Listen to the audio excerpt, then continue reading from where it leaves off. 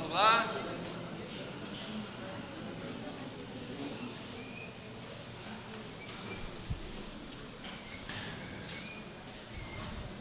Então vamos voltar ao nosso assunto de santificação. Todo o livro de Romanos causa em nós aguça em nós algumas coisas, porque vai tocar aí essa nossa natureza, caída, e ela às vezes quer participação aí num processo. Afinal de contas, eu já estou assim, quase santão mesmo, não faço quase besteira nenhuma, então eu posso me gabar, afinal de contas eu não faço. Então, nós temos por tendência a fazer isso, alimentar o nosso ego que deveria ter morrido e morreu, e de vez em quando dar uma alimentadinha nele, nossa, mas eu sou bom, já não faço mais. Mas nós devemos sempre estar voltados para aquilo que nós ouvimos falar da mensagem do Evangelho, que foi Cristo em nós que provocou todas essas coisas. Nós vamos ter um tema agora. Por isso que eu falei para vocês que a primeira parte daquilo que nós mencionamos estava toda dentro de um contexto daquilo que Paulo falou, e nós exploramos a sua fala. E agora nós vamos explorar algo que está assim, como se estivesse fora daquilo que ele falou, mas que está dentro do processo. Qual que é? Batismo nas águas. O que tem a ver com santificação? Então vamos ver se a gente compreende. Por quê? Porque é o processo. Você lembra? No processo de santificação, você vai ter condutas que agora vão dar nisso. Você creu, recebeu a Cristo, e agora Ele estabeleceu Ele seu Salvador, Ele é o Salvador da sua vida. Qual um passo que nos foi dado? Agora os santos vão fazer o quê? Vão testemunhar dessa morte, vão testemunhar publicamente. O último batismo, eu falando para um rapaz, que a gente foi batizar ele, eu falei, você sabe quem está te vendo? Ele falou, a minha avó não veio. Eu falei, não, mas não estou falando da tua avó. Eu estou falando que quem está te vendo aqui é esse público, e tem mais 2 públicos que você não está vendo. O céu e o inferno estão observando você testemunhar publicamente a tua fé. Aquilo que aconteceu com você. Você está assumindo que você é salvo. Você está assumindo que você é santo. Você precisa assumir isso. Ou você vai ficar escondido atrás da capa do lobo ainda, ou expondo ela, que você não é. Você precisa assumir isso. Por isso, queridos, nós estudamos, nós fazemos disso um estudo, porque isso precisa estar em nós. Nós fomos santificados por Cristo. Isso precisa estar arraizado em nós. Não somos mais aquele pecador desenfreado. Nós somos santificados em Cristo. Então o batismo em água é uma poderosa experiência para não mais vivermos em pecado. Então, acredite ou não, a experiência de vocês deve ser a mesma minha. Tem pessoas que dizem que não se batizam por medo dele pecar novamente depois do batismo. Ele acha que o batismo em si vai livrá-lo do... Se a experiência com Cristo não livrou, a experiência com água, você acha que vai livrá-lo? Só é a testificação daquilo que você creu. É a testificação, você vai testificar daquilo que você creu dentro de você, agora você vai externar, vamos dizer assim, toda a experiência de salvação que está em você, que engloba a santificação. O batismo significa que fomos unidos com Cristo na sua morte. Então, o que vai acontecer com você no batismo? Deixa eu colocar ali que você vai lendo. Hein? Então, o batismo em água é um mandamento do Senhor para os que aceitam a Cristo. A obediência a esse mandamento, como parte da confissão da nossa fé em Cristo, nos é de grande valor espiritual. Você começa a testemunhar de Cristo e ganhar coragem para testemunhar dele com o batismo. Por quê? Porque agora as pessoas sabem que você pertence à igreja, elas viram você nessa tua identificação, você se deu para o batismo. A nossa grande rejeição ao batismo não é por desconhecimento, é por medo mesmo, de exposição pública daquilo que nós somos. É um medo que nós temos dentro de nós. Agora vão saber que eu sou batizado, eu sou E agora eu preciso fazer o quê? Confirmar isso socialmente, no meu dia a dia, dentro da minha casa. Então eu tenho medo de eu falhar, ou eu não quero essa experiência para mim, eu quero viver, né, a minha mente ainda, né, o meu... E aí eu não quero a experiência do batismo, eu não quero dar o meu primeiro testemunho, às vezes é o primeiro testemunho que alguém vai dar público da fé em Cristo. É um testemunho que vai falar por si só. Você não precisa ler toda a Bíblia, falar todos os versículos, você não precisa...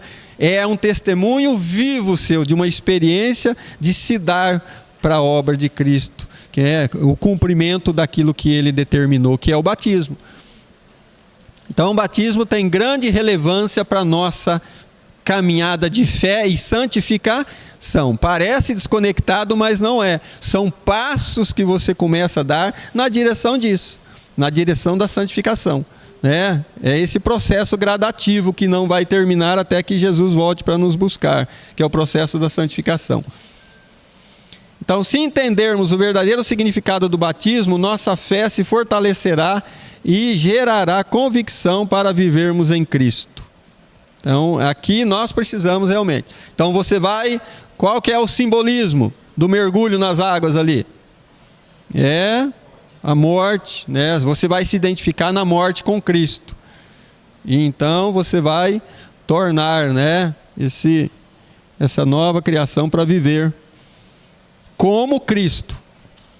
Então, testemunho de uma vida nova. O batismo em água é um testemunho público que indica havermos morrido para o pecado e começarmos a viver uma nova vida em Cristo, que é o processo, então, agora de santificação. Ele não é automaticamente ligado ao batismo, porque nós somos santificados em Cristo e fomos, que é esse processo instantâneo, quando nós o recebemos. Às vezes tem pessoas que demoram 6 meses, né, 1 ano para se batizar, essa decisão, mas é uma característica do batismo, né, essa identificação em Cristo. Quando você o faz, você está se identificando com a morte, agora tornando morto para o pecado e vivo para Cristo.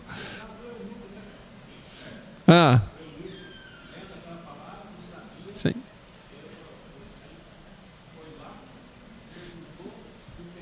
Isso.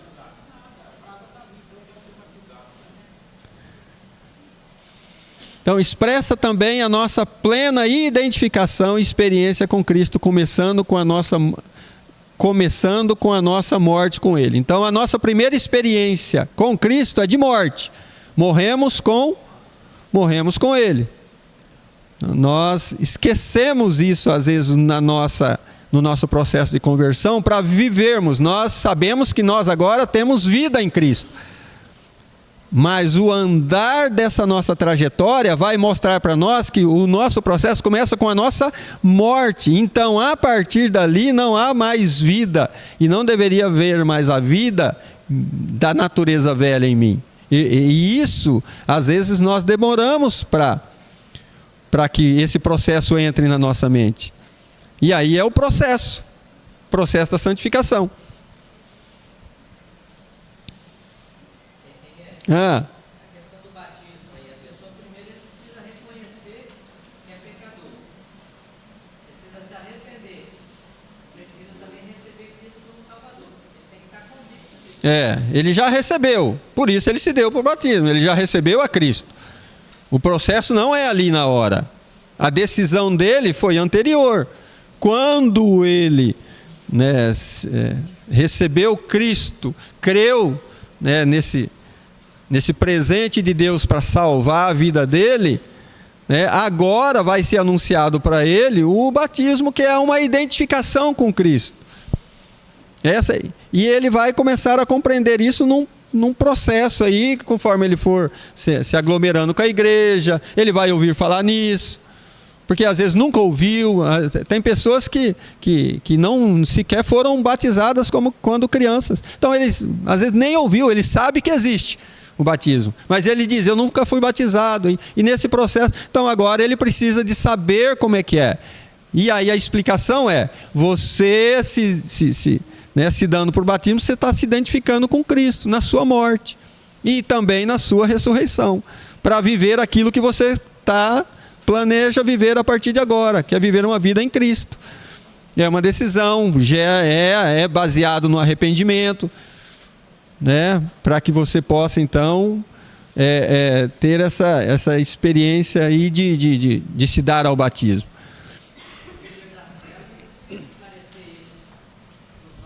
Claro. Então, minha experiência, vou contar a minha experiência. Ao longo de todos esses anos, nós damos inclusive o curso. Mas o que aconteceu nessa trajetória? Então vou abrir esse parênteses aqui para contar em 1 minuto, vamos ver. Chega um cara no lavador um dia e ele queria ir para as Farc lá, lutar lá na Colômbia, porque ele queria ser um guerrilheiro, porque ele estava decepcionado. Ele chegou numa bicicleta velha, caial, um cara todo destruído, né? E era um jovem e tinha um potencial. Ele disse, me dá uma chance para eu trabalhar, que eu preciso de um salário para eu poder ir para a Colômbia, que eu quero me transformar num guerrilheiro. Aí eu dei a oportunidade para ele e, enfim, ele ficou 5 anos comigo trabalhando. Então, preguei o evangelho para ele, ele creu, né? Depois eu batizei ele, a experiência está aqui, onde eu batizei ele. E eu casei esse cara, e esse cara ele é policial militar hoje. Mas qual é a experiência aqui que eu quero contar para vocês? O batismo. Nós estamos frequentando o auditório num domingo de manhã, na escola bíblica, e ele ouviu falar, né? A gente estava evangelizando ele, e foi falar sobre batismo. E ele fez que nem o eunuco. Ele disse, o que me impede de ser batizado hoje? Eu falei, não, o batismo é daqui uns 3, 4 meses. Ele falou, não, eu quero ser batizado hoje. E aí? Eu conheci o cara, trabalhava com ele, sabia da sua fé, da sua experiência, daquilo que ele tinha crido. Eu falei, eu não posso recusar. Eu falei, mas a gente precisa na piscina. Ele falou, não, vamos batizar eu no Jamari? Batize eu no Jamari, vamos lá. E ele me apertou, ele falou, não foi você que é assim? Não foi você que me falou que é assim? Eu falei, tudo bem, mas não dá para esperar? Ele falou, não.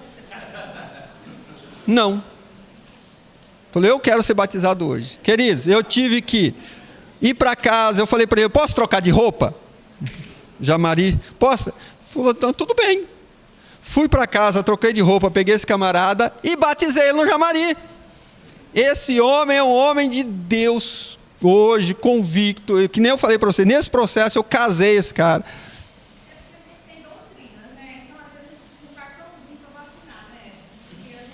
Então, para você ver como é que são as experiências, e nós dependemos de Deus, né? Às vezes a gente reluta tanto. Eu relutei para o batismo, tá? Eu fui um cara que relutou para o batismo, né, para ser batizado. E foi a melhor experiência que eu pude ter no processo de santificação.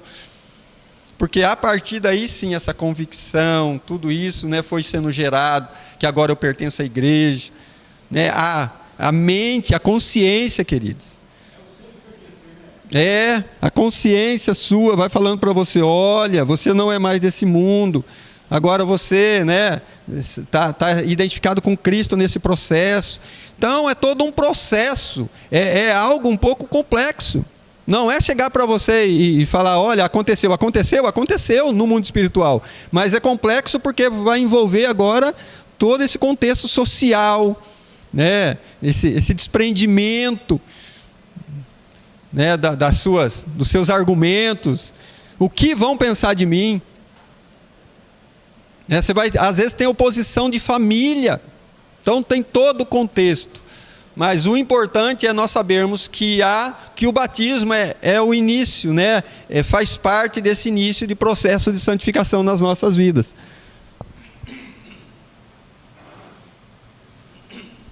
Ele fala que o batismo é a certidão de óbito do cristão para o mundo, não deixando de ser uma verdade, né? Se nós morremos lá com Cristo. Então é a prova de que aceitamos a morte de Cristo como sendo a nossa própria morte para o pecado. Não é uma morte qualquer, a morte para o pecado. A partir dali nós saímos com uma convicção, né, deveríamos ter essa convicção aumentada em nós. Eu creio que essa convicção já é nos dada, o Espírito Santo passa a atuar em nós, mas essa convicção ela é aumentada, né, de sairmos para uma nova vida. Tem algumas coisas, queridos, que não é assim, são discussões, né, e às vezes não é desse nosso interesse para nós falarmos Mas há diferentes formas de batismo, né? Então, nós vamos pular, porque não é assim o fundamento daquilo que nós estamos estudando. Então, o texto mostra na sua prática a nossa santificação como resultado da nossa escolha, expondo o nosso relacionamento entre um servo e um senhor, conforme Paulo relata ali no capítulo 6, do versículo 15 até o 23. Então, agora, por que eu me dei para o batismo? Por que nós nos damos a esse batismo? Por obediência ao nosso Senhor. Não é um mandamento humano, não é porque a igreja impõe, não, é porque é um mandamento, né, dele. Nós, como servos, né, é aquilo que nós devemos expor para as pessoas, né? Não é porque eu quero que você se batize, é porque é um mandamento de Cristo, eu só estou expondo para você isso. Paulo mostra o pecado e a obediência a Deus como dois tipos de patrão. Como uma pessoa se torna escrava ou serva de um destes patrões, pela irrestrita obediência a um deles. O pecado pago com a morte, a obediência a Deus conduz à justiça. Então, antes éramos escravos, agora livres. Éramos escravos do pecado, mas pela nossa união com Cristo morremos para a vida velha. E nós vamos nos identificando nessa observância àquilo que Ele pediu para nós. Então, às vezes, alguém vai se levantar e falar assim, mas você está observando a lei. Nós não estamos observando a lei, nós estamos observando ao Senhor. A nossa observância agora é ao nosso Senhor. E há um mandamento dele para nós. Ele não mandou, ele fez antes para deixar isso muito claro para nós. Então, o cristão deve continuar morto para o pecado e entregue completamente à sua nova vida como servo de Deus. Se queremos uma vida reta e justa, devemos começar por uma posição justa com Deus. Então, não pular etapa. Tem pessoas que dizem, eu não preciso ser batizado para ser salvo. Mas o processo de salvação, lembra como é um pouco mais complexo? Do ponto de vista da salvação, tudo bem. Mas do ponto de vista de alguém que vai ficar aqui 50 anos vivendo na terra, qual é o testemunho dele como um cristão que é salvo? De desobediência a Deus, ou a desobediência ao seu Senhor, já que ele diz que quem crer e for batizado será salvo. Esse cara vai ouvir a vida inteira e não vai se dar para o batismo. Então não foi aí já interrompido um processo de santificação, que é esse processo de apartar-se, né, e de obedecer. Então nós temos aí o batismo como esse princípio, né, de podemos dizer, esse nosso início de jornada rumo à santificação.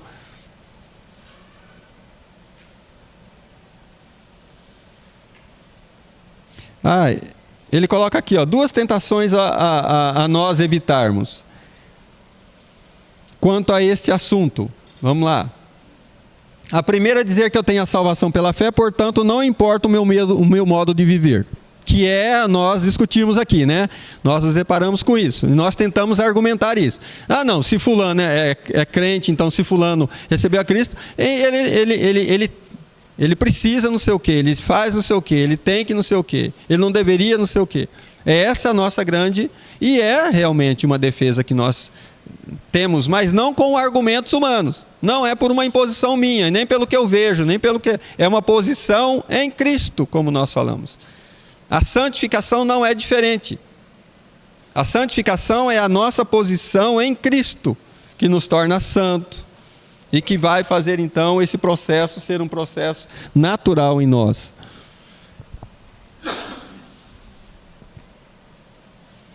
Segunda tentação é pensarmos que estamos observando a nossa salvação ou que estamos conservando a nossa salvação através de obras, né? Então é o oposto.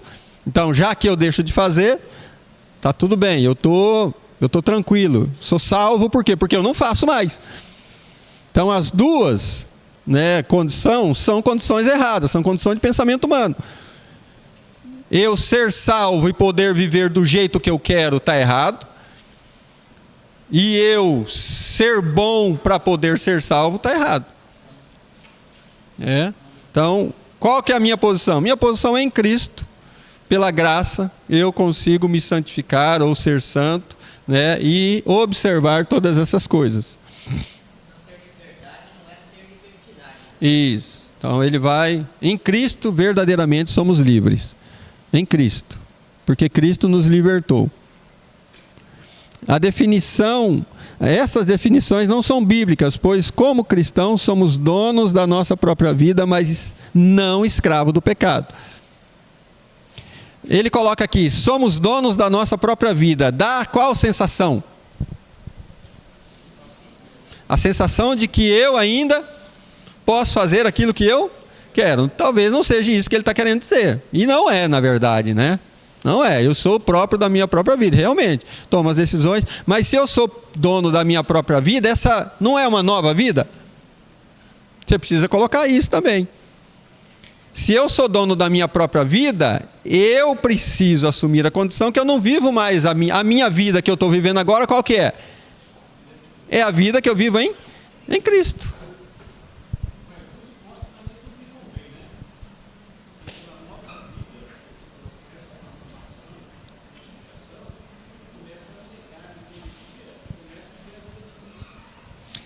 Então, o processo de santificação, como todo o processo de salvação, ele envolve discussões que nós nos deparamos com declarações e posições que às vezes nos parece estranha.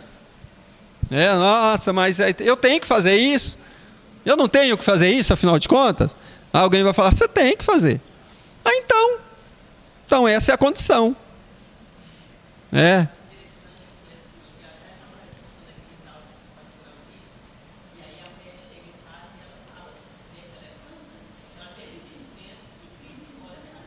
Uhum. E aí o marido fala assim, então você é santa. Ela falou assim, não, então chega e fala, que sabe falando que as pessoas são santas. Por quê? Porque aquele entendimento que santo é aquele que não comete pecado. Uhum. Que está equivocado. Porque você é santo, e aquele que vai vir que você é santo, que te santificou. E o pecado, embora deva ser um acidente na vida do cristão, mas ele vai acontecer. Vai. Tem a quem recorrer.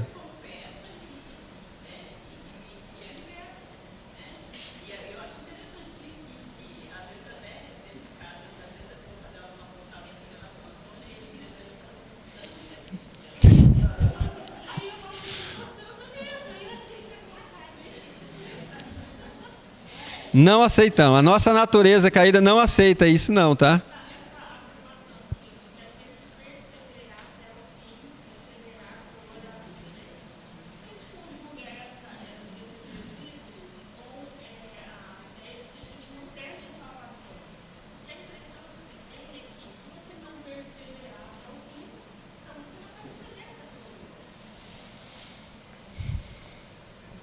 Então, se eu pegar isso como fonte de salvação,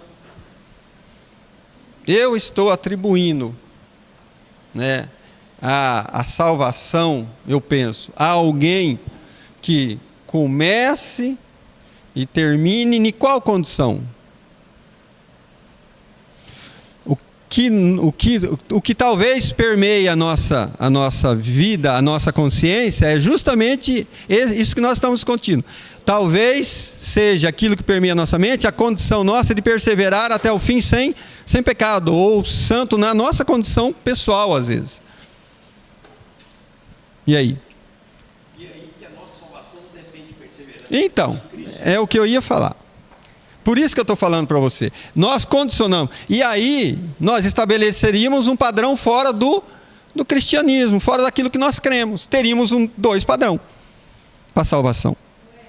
Por isso não é nessas circunstâncias. Nós não podemos trazer esse entendimento para esse versículo, para esse. Nós precisamos trazer uma compreensão além disso. Além disso.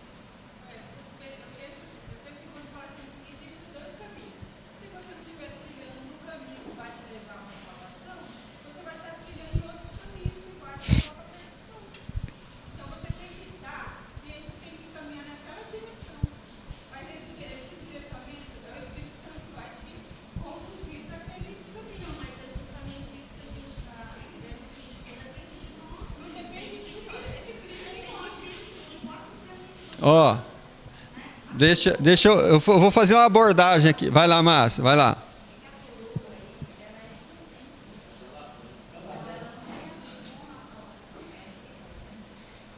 Então, você compreendeu a salvação? Você compreendeu a salvação? Você é salva?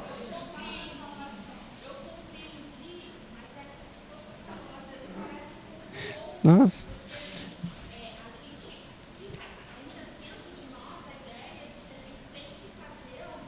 Isso.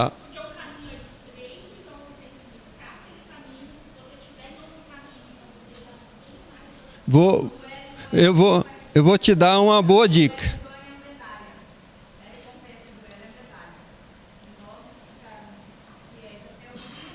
Eu vou dar uma dica. Vou dar uma dica para nós não sofrermos com isso. Presta atenção, vou dar uma dica para nós não sofrermos com isso, ou talvez sofrermos muito.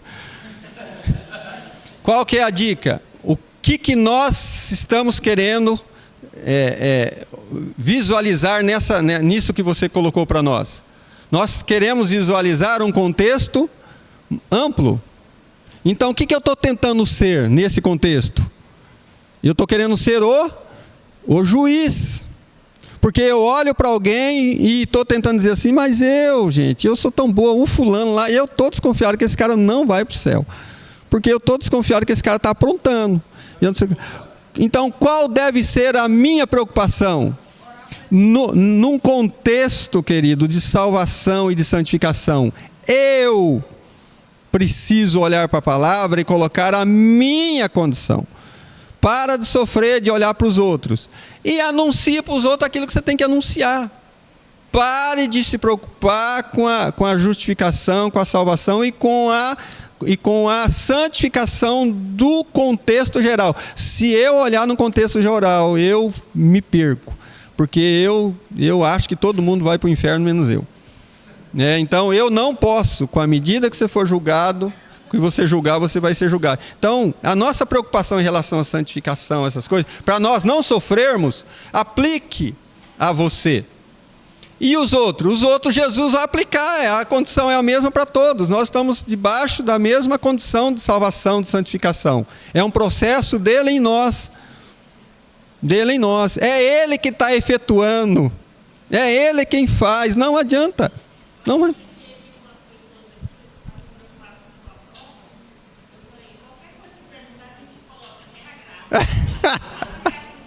Cuidado que tem delas que vai fazer, está escrito que é a lei. Se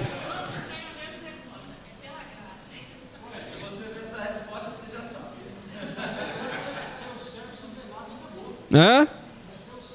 Isso. Suvelado. Depois ele vai falar o que é. Eu trabalho com churrasco.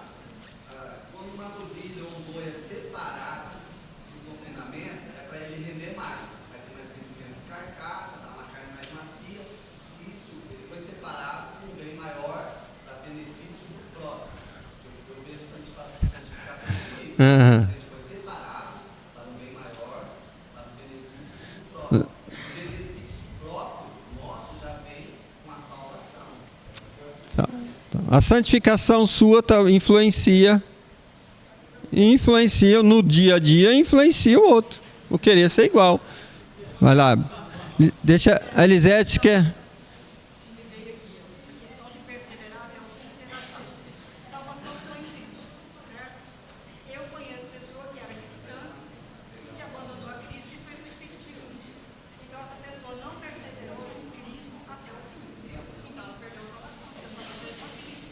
Ela ganhou a salvação?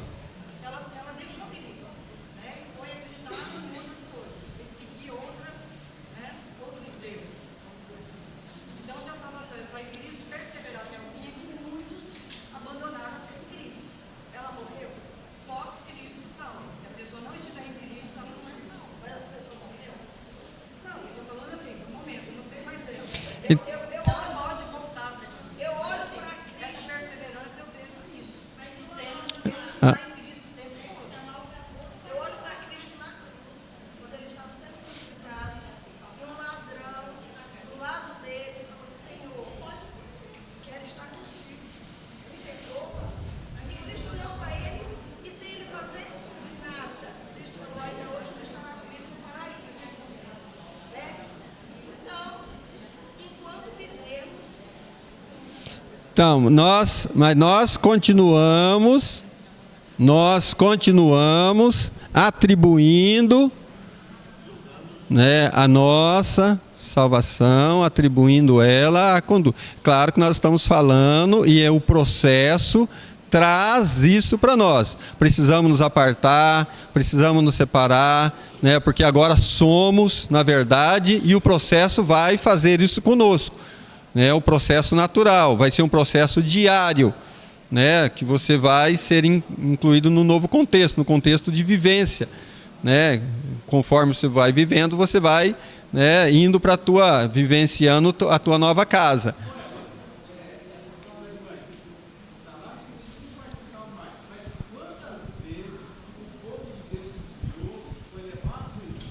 E foi isso.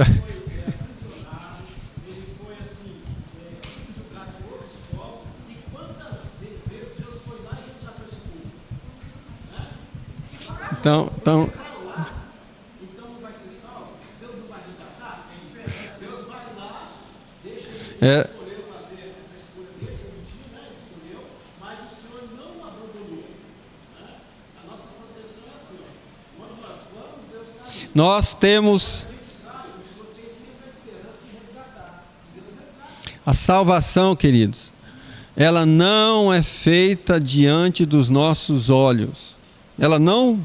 Ela só foi feita uma vez diante dos olhos, né? Que foi lá em Cristo. Mas nós guardamos isso por uma experiência que está dentro de nós, convencido por alguém que está dentro de nós. Então, nós temos dificuldade às vezes de lidar com esse assunto, porque nós queremos fazer isso e trazer isso para um contexto dos fatos. E fica complicado, fica difícil da gente argumentar, porque eu tenho argumento para dizer que fulano é e não salvo tantas vezes, e às vezes não sei.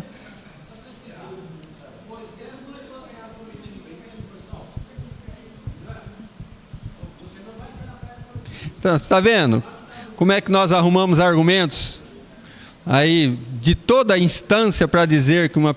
Então, o que nós precisamos ter convicção é daquilo que está escrito, né? Jesus veio para salvar. Aqueles que estão em Cristo é salvo.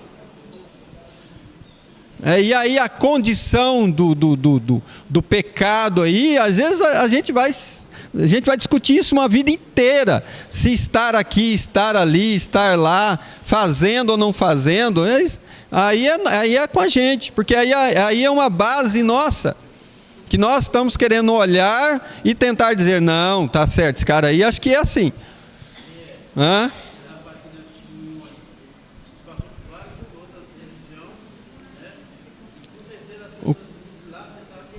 Não. Isso. Salve. Então, é assim, o desejo de Deus é isso. Então, o desejo de Deus na sua salvação do homem é a salvação com a santificação. É o desejo de Deus para nós. Salvação com um testemunho de santificação. É o processo total aí para nós. Então, se nós precisamos sair daqui convictos disso e deixarmos de tentar incluir quem está fora da sala de aula no nosso processo, porque você não vai conseguir saber, queridos, e você não vai conseguir inclusive provar se o fulano é salvo ou não. Quanto?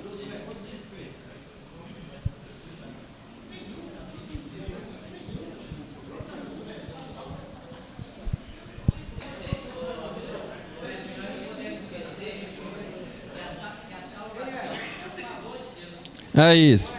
Salvação é favor. O que mais que é esse favor?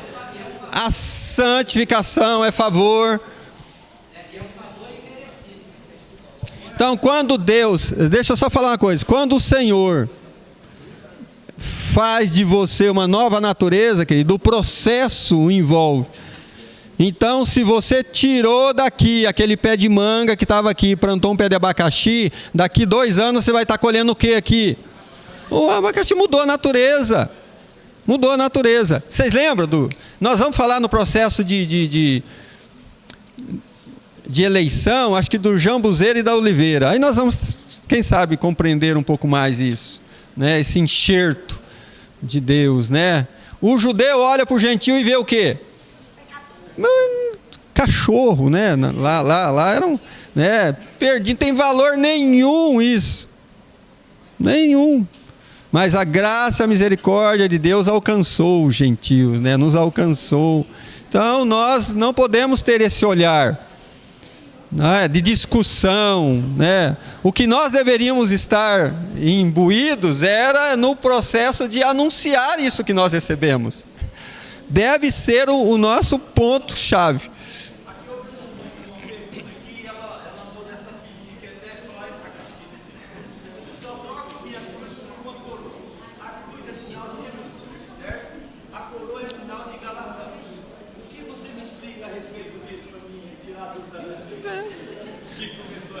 Processo de santificação. O processo de santificação envolve renúncia. O que você fazia, você não faz? Não faz mais. É a cruz. É. E a coroa é o galardão que é É. Então, ó, o doutor me abordou, falou assim: escuta, eu fiquei sabendo que você já foi gordo. Eu falei: fui. E alguém que quer emagrecer, ele entra num processo do quê? De renúncia para um benefício, né, que ele vai ter. É o galardão dele se apresentar agora magro. Nós também temos esse processo em nós, nos apresentarmos para o Senhor santos, porque nós sabemos, querido, que tem recompensa. Então olha para Deus, escuta aqui, olha para o Evangelho sabendo de uma coisa: se você, né, aí, se dar a santificação nesse processo, sabemos que é o Senhor, você tem galardão, você tem favor, tem. Você vai colher aqui. Se santificar aqui, né, essa santidade aqui é para um benefício seu diário. Deixar de fazer coisas, muitas das coisas que nós fazíamos, vai nos ajudar muito a viver melhor. E às vezes viver mais.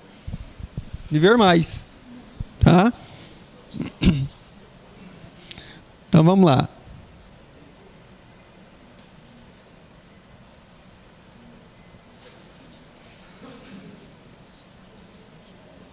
A lei da liberdade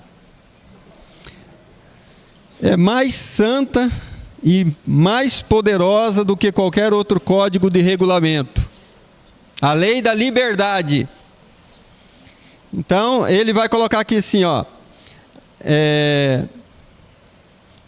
Nós já vimos aqui, né, essas definições. Então, em Cristo, essa nossa verdadeira liberdade, devemos nos render ao nosso Senhor em obediência voluntária. Não é por pressão e nem né, é voluntário. Você deve se dar a Cristo. Então, qual que é a lei da liberdade? É a maior de todas as leis. A lei da liberdade cristã ensina o discípulo fiel e sincero a consultar não só o código de regras, mas a vontade de Deus para a sua vida. Nós temos por hábito nas nossas condutas trocarmos, né, as regras ditadas por homens por uma observância de relacionamento com Deus. Não troque regra por relacionamento. O relacionamento você vai ouvir de Deus, né? Num relacionamento você vai ouvir de Deus aquilo que Ele quer que você faça. As regras, né, às vezes te dão um peso aí sem igual para você carregar. O ímpio tem liberdade sem lei, o judeu tinha a lei sem liberdade, o cristão nascido de novo tem a lei da liberdade. 1 Coríntios capítulo 9, versículo 21. Então a melhor coisa que nós podemos ter é que nós somos essa liberdade, queridos. Às vezes as pessoas falam, então é liberdade de escolha. A liberdade que Cristo deu foi porque Ele te libertou. Ele te libertou do pecado para ser escravo dele. Então você é um livre e não livre. Ah, mas eu não quero ser, então vai viver sua vida. Então você escolhe, vai viver. Se você não quer viver escravo de Cristo, vai viver sua vida. E para onde é que você volta a viver sua vida? Ser escravo do pecado. Você acha que você é livre? Você está enganado. Você, na qualquer das condições que você queira se submeter, você é escravo. Melhor ser escravo de quem? Não existe liberdade, do meu ponto de vista. Liberdade é em Cristo. Porque é uma escravidão em amor. Eu estou colocando escravidão porque Paulo disse que ele era escravo de Cristo. Se colocou como um desses. Né? E esse escravo, queridos, não é para viver debaixo de tortura, de tormenta, para viver em liberdade. Porque ele sabia do que ele foi. Ele se deu voluntário. Eu estou fazendo aquilo que eu quero e não aquilo que... acabei de estar conversando com alguém ali, ela diz, ontem eu compreendi um pouco mais o processo do meu marido, eu sei que é difícil ele sair daquela condição. Eu falei, claro que é. Alguém que está escravizado na bebida, né, e você pergunta para ele diz, claro que não, eu sou livre. Não, ele não sabe que é escravo. Ele não sabe que é escravo. Então, é melhor que sejamos escravos de quem? De Cristo. De Cristo, que nos libertou do império das trevas e do poder do pecado. Em Cristo nós somos livres de verdade. A alegria de viver essa liberdade. Né? Mas não para fazer... E aí a gente começa... Não pode argumentar muito, senão a gente tropeça. Mas não para fazer tudo que eu quero. Mas não pode também exagerar. Não tem argumento. Em Cristo eu sou livre, ponto final.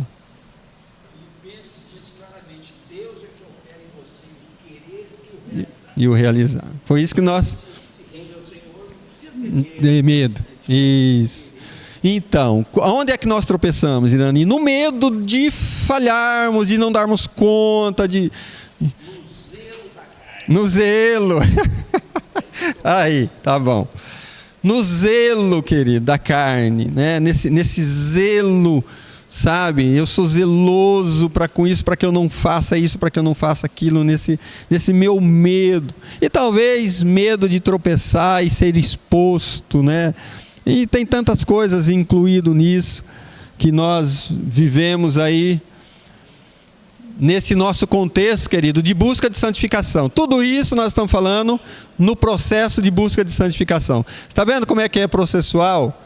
E ele não vai terminar agora. Você acha que você, ouvindo isso, vai terminar as tuas dúvidas? Você vai viver... Talvez você consiga viver realmente melhor. Você saia daqui com uma consciência e com revelação desse processo. E que ele não acaba, ele não termina aqui. Você vai sair ali fora, sabe com quem que você vai se deparar? Com o mundo e com o pecado. Você vai viver ele. Você vai ver exposto a ele, tá ali, ó. E você vai ter que confrontar, você vai ter que lutar com ele. É o que nós não gostaríamos. Talvez seja essa também uma das causas pela qual nós ficamos aí nessa... Porque nós não gostaríamos de ter esse embate. Nós gostaríamos já de ter vencido. Não preciso passar por esse processo todo de sofrimento e dor. Mas não tem como. Esse escravo é o escravo da orelha furada. O suvelo que o João citou. Quem teve aqui foi o Coraiola. Coraiola. E eu estava nesse dia as escadas, deixa eu só falar, o servo da orelha furada, eu estou inserido nesse contexto, talvez por isso o Senhor tem sustentado todos esses anos. No dia que foi ministrado isso, eu não tinha noção do que era isso. Quando ele ministrou e ele diz, vem para cá se você... Eu estava num processo naquela época, de início de caminhada, e eu lembro que eu fui tão tocado, mas tão tocado por aquilo, as escadas eram laterais. Eu fui subir a escada e eu não consegui. Eu caí na escada e lá fiquei, né, na ministração dele. Eu não consegui subir a escada para ir no púlpito, de tão tocado por aquilo. E eu sabia, conforme ele ia falando, eu sabia, o processo aconteceu espiritualmente. Eu tinha muita convicção disso, guardo isso até hoje. Naquele dia, eu me tornei um escravo da orelha furada, né? A minha orelha foi colocada no portal e ele suvelou, né, definitivamente, de uma vez por todas, né? Eu vivi esse processo, né? Nós somos chamados para isso. Talvez você nunca ouviu falar, nem sabe o que é, mas a tua experiência com Cristo chama você para ser escravo dele de uma vez por todas, né? E desejar ser isso. E é voluntário, tá? Sabe quem dizia assim, eu quero ser? O escravo, não era o patrão, não era o senhor, era o escravo que dizia, Senhor, eu quero ser para sempre pertencente a ti. Ia lá, colocava a orelha, e era o símbolo da sua aliança com o seu Senhor. Era isso. Era você suvelar, fazer um furo na tua orelha.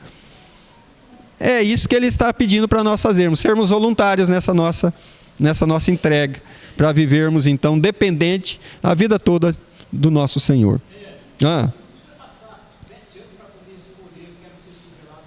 Agora mesmo.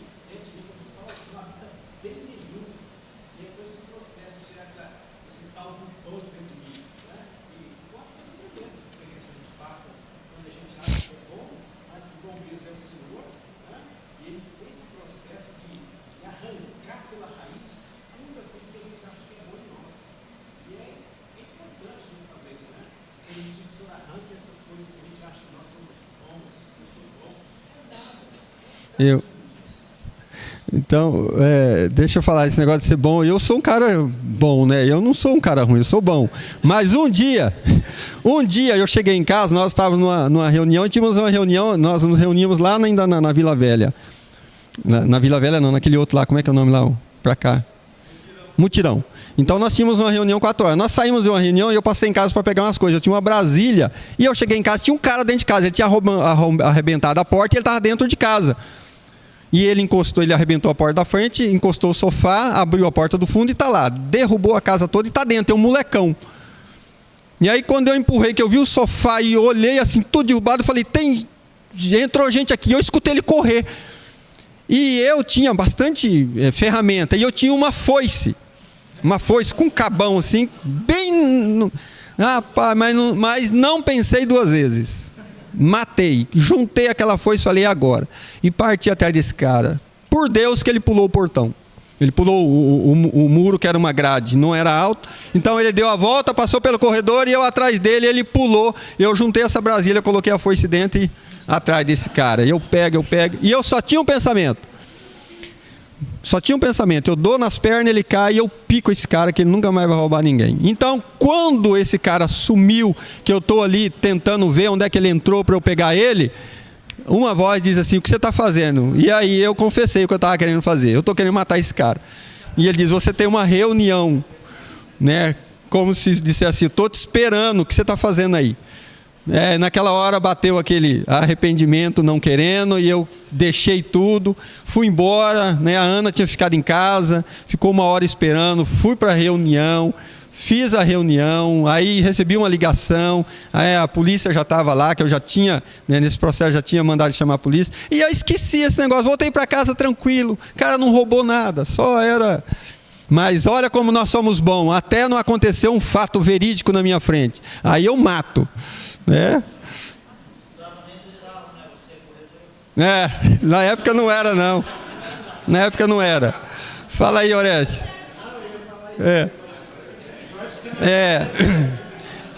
Queridos, toda bondade escondida por trás da minha natureza, ela vai aflorar numa situação em que Deus coloca você para expor você, que você não é e não é.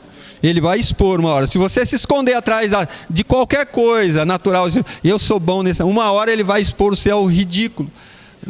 Não é expor para deixar você, é expor para dizer você não é tudo isso que você falou que você era e não é mesmo. Mas o cara era bom. Esses caras são bons, tá, gente? Para pular muro e correr, que eu nunca vi igual, né? Então vamos lá.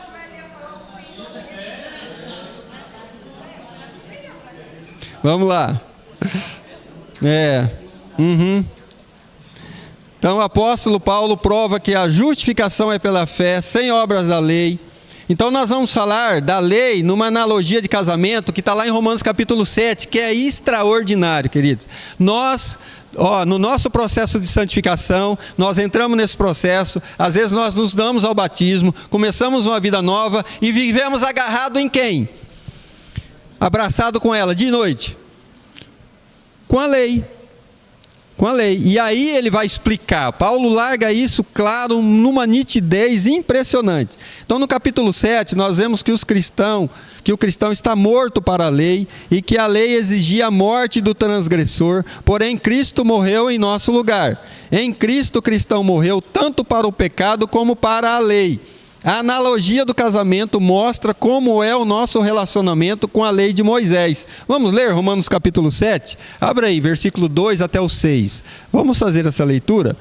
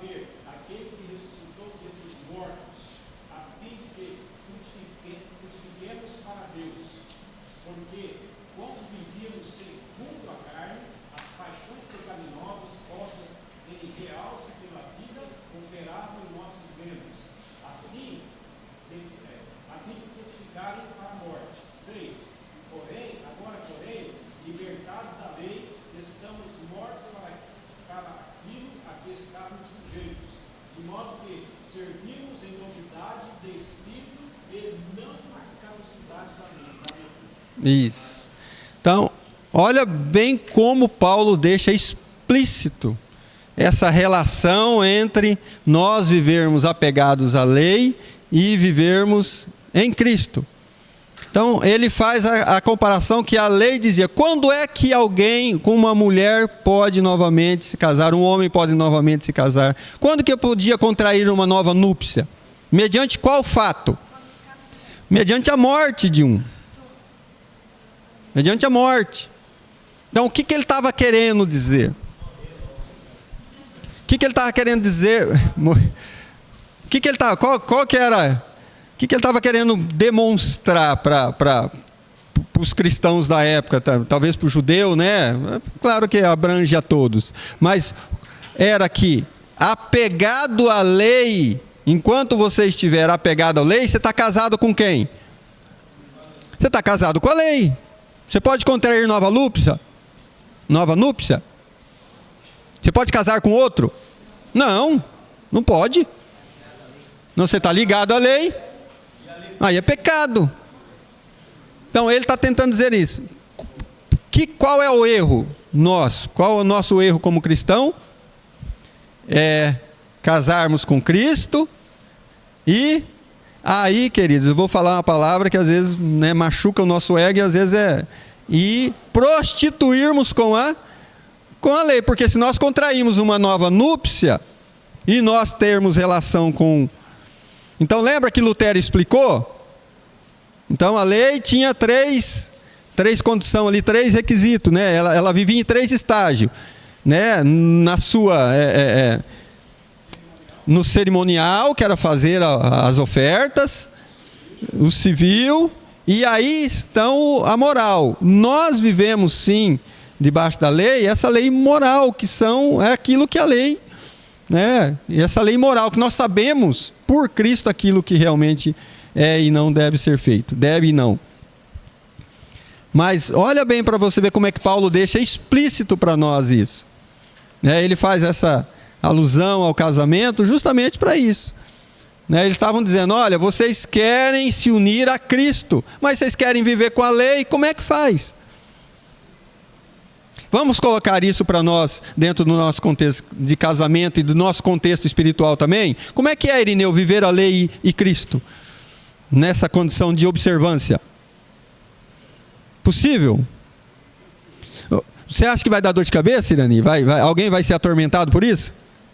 Eu acho o seguinte, que todas as vezes que eu procuro a prática da lei, eu estou procurando exaltar o meu ego. Para dizer para as pessoas, olha como eu sou perfeito, olha como eu sou bom, eu sou cumpridor da lei, né? Eu jejuo 2 vezes por semana, eu dou o dízimo. E você quer ver alguém querer exaltar o ego no meio da turma como homem? O que ele diz? Eu tenho quantas mulheres? Lá no mundo, estou dizendo no mundo, para exaltar o ego dele no mundo. Aqueles que querem se exaltar lá, o que ele fala?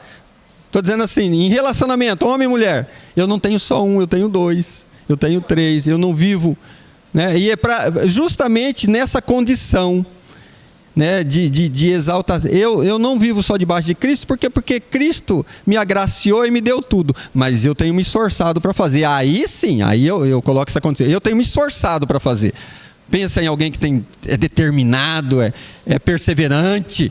Pensa em alguém perseverante aqui, ó. Vou, me esforço, faço, né? E eu acrescento isso. E eu carrego isso como acréscimo para mim. E aí eu quero fazer o quê? Expandir isso, querido. Expandir. Então, para quem eu vou pregar o evangelho, tem que ser igual a quem? A Cristo? Tem que ser igual a quem? Santo igual eu. Esse é o erro, talvez, que nós mais incorremos.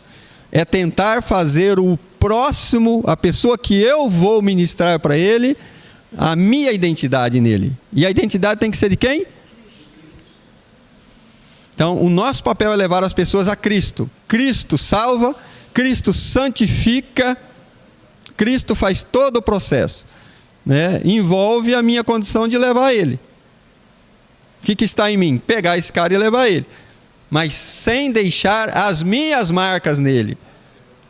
As minhas marcas nele. As marcas têm que ser as marcas de Jesus. Se eu deixar as minhas marcas, é capaz de eu estragar o cara mais ainda, né? Então, assim, é claro que você vai deixar, tá? É evidente, né? Não tem ninguém que não olha, né, para a nossa condição, né, aqui do nosso irmão, e não olha para ele e fala, eu me identifico e caminho, porque eu olho para ele e vejo conduta assim. Nós temos exemplos e seguimos esses bons exemplos, mas nós devemos evitar querer fazer isso numa condição humana e nessa condição de entusiasta, né? Como é que fala? Pessoal, eu desejar fazer isso. Eu me conduzo assim, é assim que é o meu evangelho. Tem que ser igual ao que eu penso, tem que ser igual eu vivo. Ótimo, se você viver bem, né? Se você viver bem assim, ótimo. Mas nós devemos fazer isso, tentar evitar isso. É um dos grandes erros nossos. Porque primeiro vai causar sofrimento para nós, tá? Porque eu não vou ver ninguém igual eu. A prática do impressionismo. Então eu dificilmente vou ver as pessoas se converterem como eu me converti. Cada um tem um processo, querido. se santificar como eu me santifiquei. Tem gente que faz assim, ó, assume aquilo que aconteceu com ele ali, passa a viver. Tem gente que leva uma tantada de tempo. Então, é individual, é um processo de Deus na vida de cada um. Para não sofrermos tanto, aceitarmos isso como sendo, né, nós vamos ver a escolha de Deus, aí a gente fica assim também, muito perturbado também, porque Deus escolhe e a escolha é dele, e a gente vai ficar perturbado quando a gente vai ver e estudar a condição que Deus é soberano. E às vezes eu não quero aceitar um escolhido, né, as escolhas de Deus, como ele escolhe, como ele faz.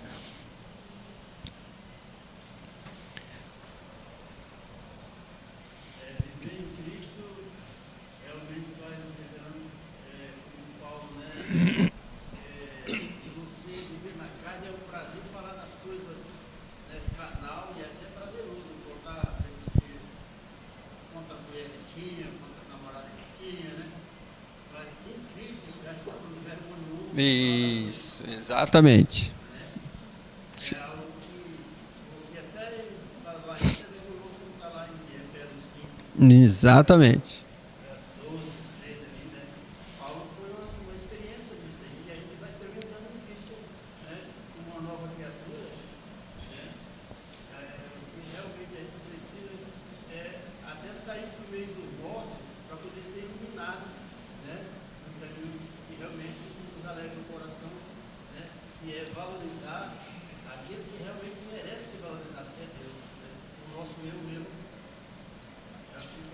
É.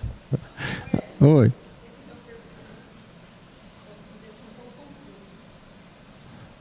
tempo da lei, a Bíblia fala que você não podia se unir no matrimônio depois que você tivesse casado. Você separou, separar se pode. Mas casar de novo tinha um impedimento.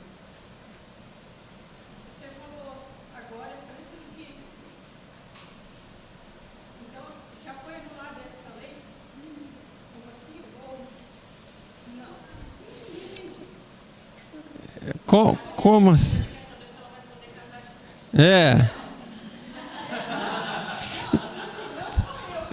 Então, a lei de Moisés funcionou como lei civil, não funcionou? Como lei civil. Ela funcionou como uma lei. Núpcias.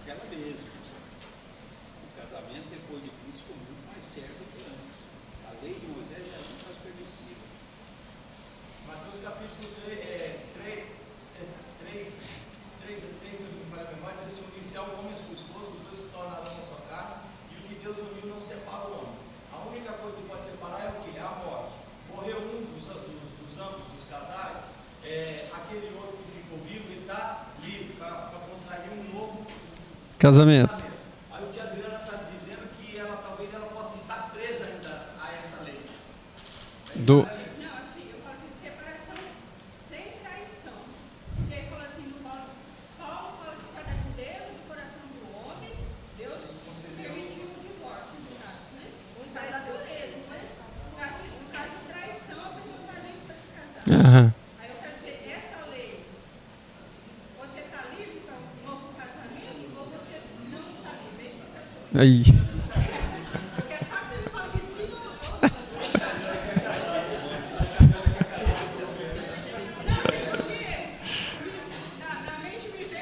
não. Boa. Eu vou. Eu estudo lei, eu inclusive tenho acesso, e depois eu vou responder para você, tá? Pode ficar tranquilo. Tá.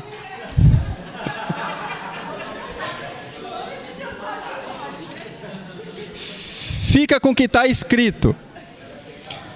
Fica com aquilo que está escrito. Então, ó, a analogia aqui. Então, vamos lá, vamos para frente. Acho que ele tem uma...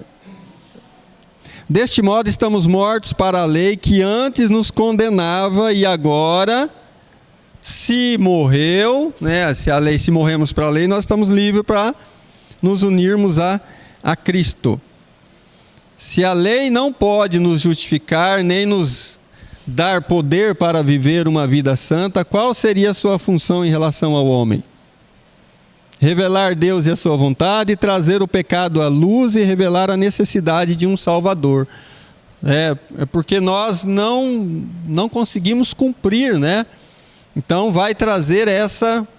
Quando você transgride a lei, vai deixar nítido e claro isso. Nós precisamos, né, de alguém que nos socorra, de alguém que nos salve. Revela, né, e o homem transgressor, essa natureza, e faz com que nós possamos sentir a necessidade de um Salvador. E tivemos isso da parte de Deus, né? Então, e prover uma norma de justiça, né, que aconteceu em Cristo. Então, aqui, prover uma norma de justiça. Por isso, queridos, nós não temos outro meio de ser salvo a não ser a justiça de Deus exercida e executada em Cristo Jesus. Não há outro nome, não há como nós. Por isso, tira de nós todo e qualquer mérito. Não é pelo que fazemos, não é pelo que na nossa forma de nos conduzirmos. É por Cristo, é a justiça de Deus em Cristo que faz com que nós sejamos salvos e santificados. Então, a lei e a consciência. Aqui Paulo escreve sobre esse conflito interior, né? Vamos ver se a gente consegue.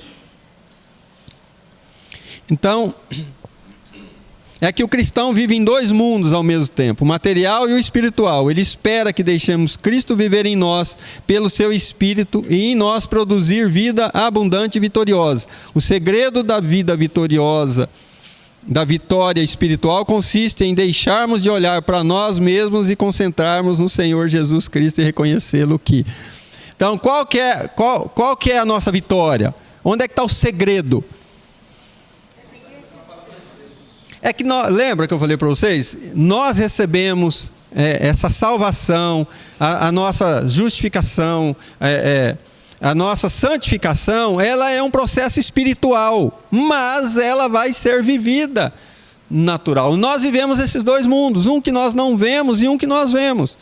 E nós damos, às vezes, prioridade para qual?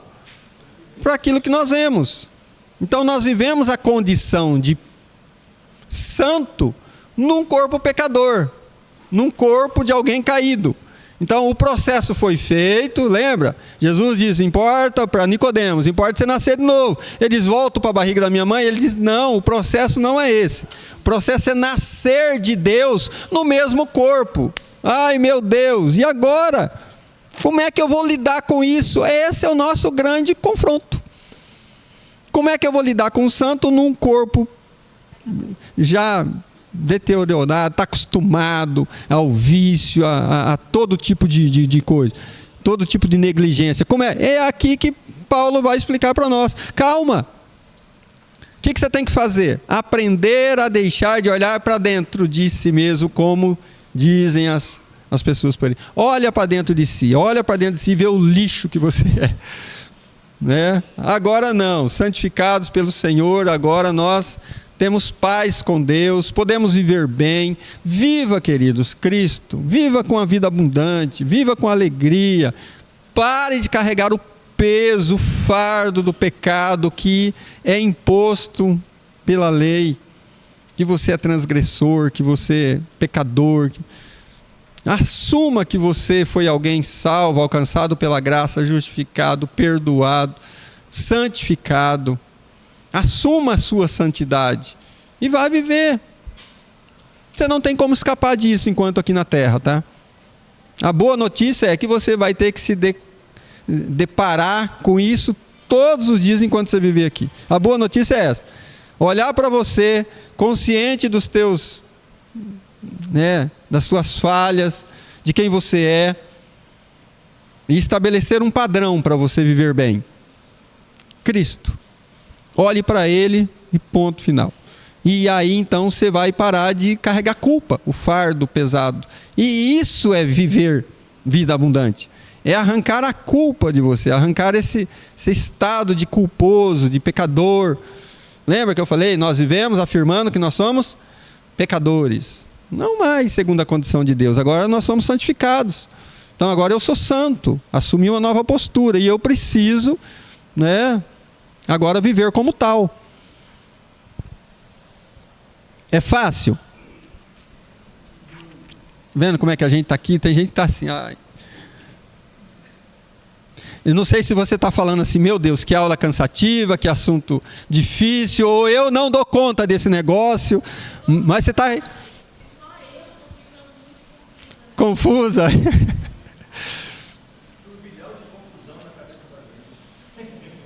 É. Então aí é importante a gente saber que a salvação é um favor imerecido. Eu não mereço ser salvo, mas vou ser salvo pela misericórdia de Jesus Cristo. Você foi salvo por isso. E o que ficou de fora? Nada.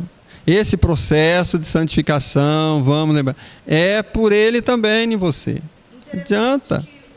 Você... O que eu mereço, eu não recebo. Né? O que eu mereço, eu não recebo. E o que eu não Misericórdia. mereço, misericórdia. Deus não dá de graça. E o que eu não mereço, eu recebo. Graça. Exatamente. Então, por que que nós estamos tristes? Por que que você está triste? Por que que eu fico triste? Eu estou dependendo de mim. E porque você está olhando para o espelho e vendo você. Você está nessa luta. Não pensa que isso é uma exceção. Então eu sou diferente. Não, isso é uma regra. Nós temos a tendência de viver assim. Mas nós somos chamados para não viver assim. Para não agirmos assim. Olharmos para Cristo. Deixa eu falar, escuta isso aqui. Saboreie a vida como você saboreia a melhor comida que você come. Então levante de manhã, sabe, e vá viver a vida em santidade. De repente isso soa mal, né? Mas vá viver a vida.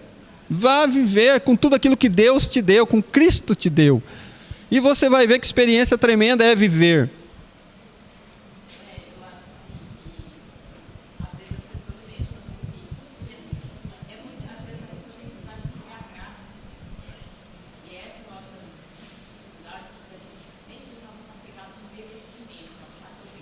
Nós estamos discutindo isso.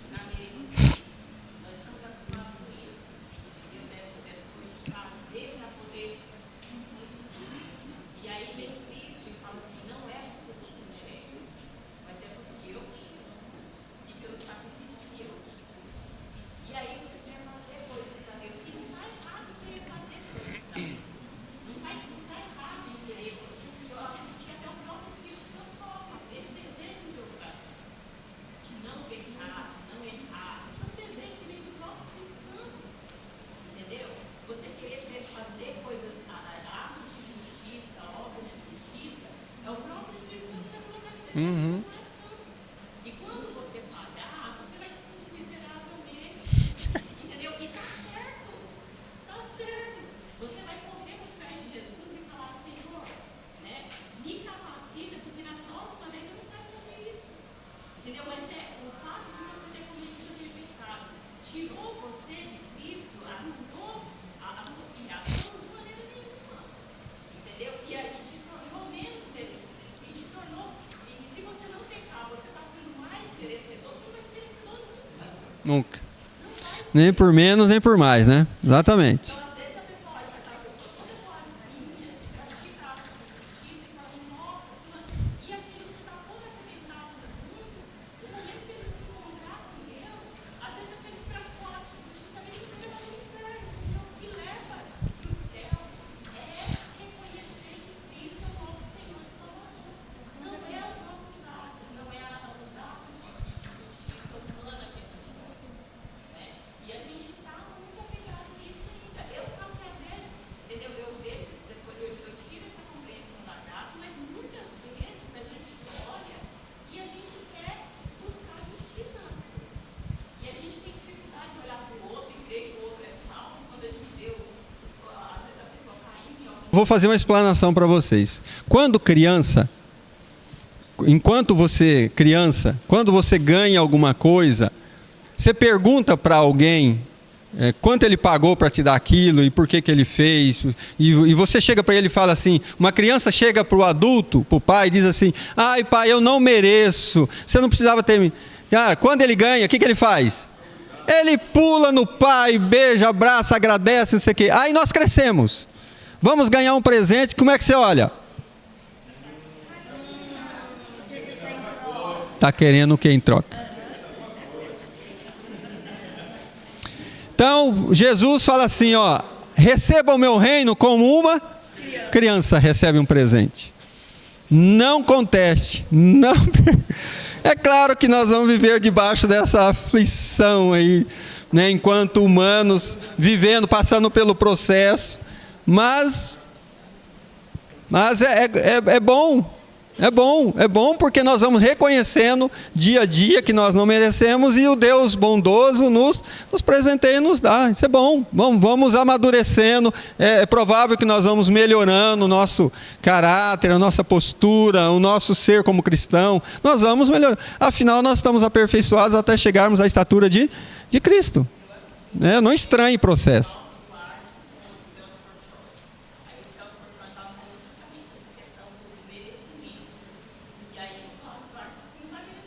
Nunca.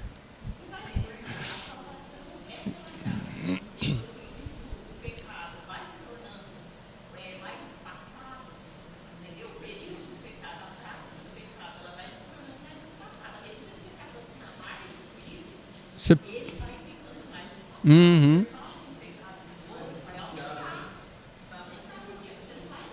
Viver naquela condição de pecador que a gente vivia antes. Se santificando, que é o processo.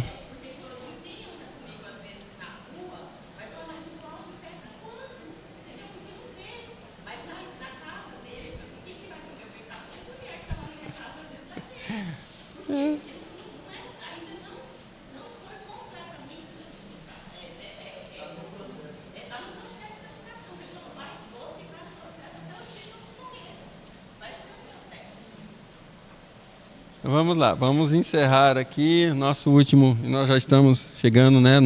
Então, os mandamentos de Deus são santos, justos e bons. Os mandamentos não podem mudar a nossa vida. Não parece ser um contrassenso? Os mandamentos de Deus são bons, são perfeitos, mas Ele não consegue mudar o que em nós? A nossa natureza. A nossa natureza. E o que precisa ser mudado? A natureza. Então a nossa força de vontade, os nossos esforços não nos dão vitória contra o pecado. Isso para nós como cristãos deve ser uma verdade e a mais pura verdade. Não há esforço humano capaz de vencer o pecado, porque o pecado, querido, o pecado não é o ato em si. Como é que começa o pecado? Como é que começou com Eva? Você observa, então e é um estado de dentro, não é um estado de fora, está na tua natureza. Então é muito difícil de você conseguir fazer uma análise pura e simples disso do ponto do ser humano. É muito complexo. Então devemos pedir ajuda e libertação divina, confessando o nosso pecado e a necessidade de um Salvador. É aquilo que foi feito por nós na cruz. É aquilo que nós precisamos. Nós necessitamos de alguém que faça por nós o que nós não conseguimos fazer. Quem fez? Cristo Jesus fez. E então ele diz que, estando nele, nós também somos habilitados a vivermos igual a ele. Devemos louvar a Deus pela vitória em Cristo e reconhecer que não devemos confiar em nós mesmos. Então, é isso que eu falei para você. Nós deveríamos viver uma expressão de adoração a Deus pelo que nós recebemos e agradecermos, como criança. Agradecermos a Deus pela vitória sobre o pecado. Agradecermos a Deus pela nossa salvação, pela nossa santificação. Dizer obrigado, Senhor. E não ficarmos olhando para nós e falar. Imagina, você chega para Deus e diz assim: ai Deus, eu fiz de novo, eu sou um pecador. Ele não sabia, né? Ele acabou de saber, não foi? Ele acabou de saber que você fez. Afinal, você contou para ele, né? Então, Deus sabe todas as coisas. Agora precisa saber se eu sou honesto com ele. Hã? Precisa saber se eu sou honesto com ele. Tentar mentir para Deus, nós que... A questão de confessar os pecados, quando você confessa, o mundo espiritual ele ouve. Seria a mesma coisa, por exemplo, quando alguém chegar com um vídeo e chegar em mim e eu fiz alguma coisa e falar: ó, se você não me depositar um dinheiro aí, eu fiz, eu vou mostrar pra sua esposa. Chantagear. No momento que eu cancelo aquilo ali e falo pra ela, Acabou. Acabou a culpa, acabou o medo, exatamente. Então, qual a conclusão? Deus já proveu vitória através da aliança na cruz. E a nova natureza que herdamos não pode viver na prática do pecado. Então, a providência de Deus para nós é uma providência vitoriosa, querido. Não tenha medo. Não tenha medo. Se nós jogarmos nesse time, nós não perdemos. É a mesma coisa que você torcer Palmeiras hoje, é campeão. Ei, nessa aí eu pequei feio, né? Nessa aí eu pequei feio. É? Queridos, o Senhor nunca perdeu uma batalha. Não tenha medo que Ele vai perder a sua, a minha. Você não vai perder essa guerra, nessa luta, você não vai perder. Ele já deu a vitória para você viver em novidade de vida e viver uma vida vitoriosa. Vá viver. Pare de carregar culpa. Se você ficou um pouco mais confuso, na aula que vem a gente promete que nós vamos desvendar tudo isso e talvez confundir mais ainda. Mas não é. Então é pedir para o Senhor, me dá graça. E me revela, porque aquele cara só fez a minha cabeça ficar pinel. Estou doidão aqui, ó. Não é para isso, né, que a gente está explanando tudo isso. É para tentar tirar as vendas dos nossos olhos. Eu espero que pela palavra nós consigamos. Então leia o livro de Romanos. Você lê o livro de Romanos dentro de uma hora. Você consegue ler. Leia de novo. Vai lá e fala: eu não entendi, vou ler o livro de Romanos para ver se Paulo fala através do Espírito Santo comigo. E aí eu vou entender isso. E aí tenta entender o assunto, porque é complexo. Né? Nós nunca falamos que ia ser fácil estudar a carta de Paulo aos Romanos, e é algo que é uma afronta. Eu já falei desde o princípio, nós vamos brigar. E vamos continuar brigando quando nós falarmos a próxima aula ainda, porque tem a eleição para nós falarmos, e nós vamos ficar muito bravos com aquilo que Deus elegeu. Tá? Domingo, normal, nada muda, né? Para quem quiser ir fazer a escolha de ir lá para a reunião das mulheres, vá, né? E aí então nós vamos ver o que nós fazemos depois com essas pessoas que faltarem, tá bom? Mas nada muda, vamos ter a última aula e a prova, tá? Então a primeira aula vai ser a conclusão do assunto e nós vamos ter uma prova na segunda aula, tá bom? Não faltem, a prova não é difícil, é uma prova gostosa de se fazer, espero que vocês estejam aqui, tá bom? Vamos orar? Fica de pé.